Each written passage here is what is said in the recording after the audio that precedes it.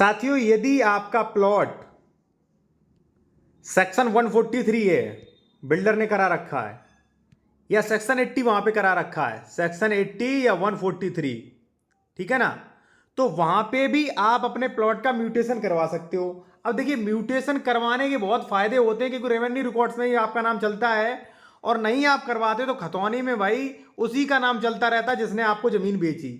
अब ये बताइए, आपने तो सारा पैसा दे दिया, उसी का नाम चल रहा, तो कहीं ना कहीं दिक्कत है। तो मैं आपको बताऊंगा कि सेक्शन 80 के आदेश होने के बाद, 143 आदेश होने के बाद, या रजिस्ट्री में आवासी लिखा है उसके बाद दाखिल खारिज कैसे करवाएं, ठीक है। और कोई तहसीलदार वगैरह नहीं कर रहा है तो मैं आदेश भी दूंगा आपको रिटन में, ठीक है, आप ले सकते हैं साथियों, ठीक है। ये रहा, थोड़ा सर्च करके हम लाए, काफी सर्च करके।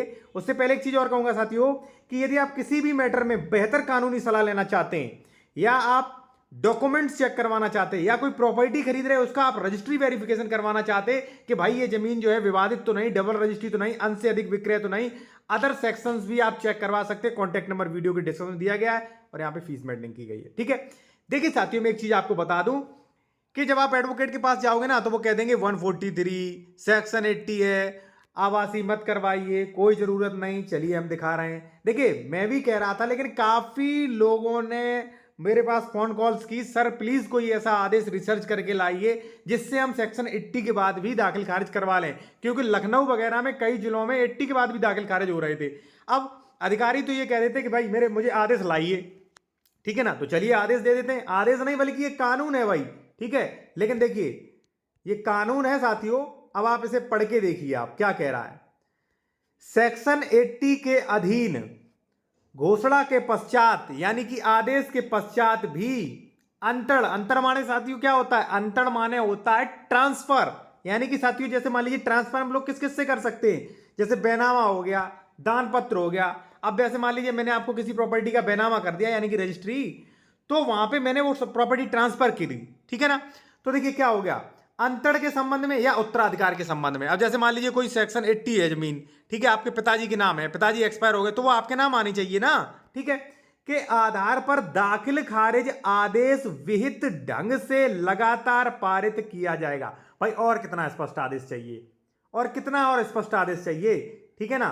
तो अगर ये आदेश मान लीजिए आप पीडीएफ लेना चाहते हैं, या पूरा डिस्क्रिप्शन लेना चाहते हैं, ये कहां है, कहां मेंशन किया गया है, तो आप ले सकते हैं। कॉन्टैक्ट नंबर वीडियो की डिस्क्रिप्शन में मेंशन किया गया है। डायरेक्ट कॉल मत करिएगा, व्हाट्सएप मैसेज करिएगा, ठीक है।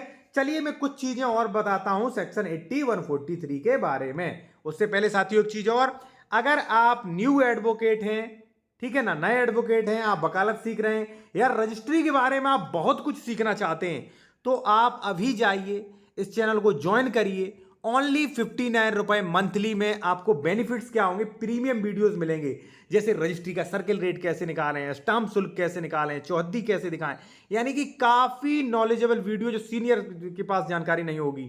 और वहां पे वीडियोस पे आपको कमेंट्स के रिप्लाई, नए कानूनी अपडेट, संडे लाइव चैट, और कोर्ट के डिसीजंस भी रजिस्ट्री को लेके, ठीक है। अब देखिए, जैसे मान लीजिए आपने ये वीडियो देखा है, लेकिन इस आदेश का भी डिस्क्रिप्शन नहीं है आपके पास, तो प्रीमियम में आप डिस्क्रिप्शन भी ले सकते हैं, ठीक है। या तो और मान लीजिए कोई भी लीगल एडवाइस लेना चाहते हैं, तो कॉन्टैक्ट नंबर भी वीडियो के डिस्क्रिप्शन में मिल जाएगा साथियों। तो कहने का मतलब ये है हमारा कि भाई, अगर आपके प्रॉपर्टी डीलर ने 143 करा रखा है, तो आपके पास अभी गोल्डन चांस है, ठीक है, कि फिर भी आप अपना दाखिल खारिज करवा लीजिए। अब आप कहेंगे सर दाखिल खारिज से फायदा क्या होगा, भाई एक बात बताइए, मैं आपको थोड़ा समझा दूं, थोड़ा विस्तार से। दाखिल खारिज से काफी फायदे होते हैं, ठीक है ना।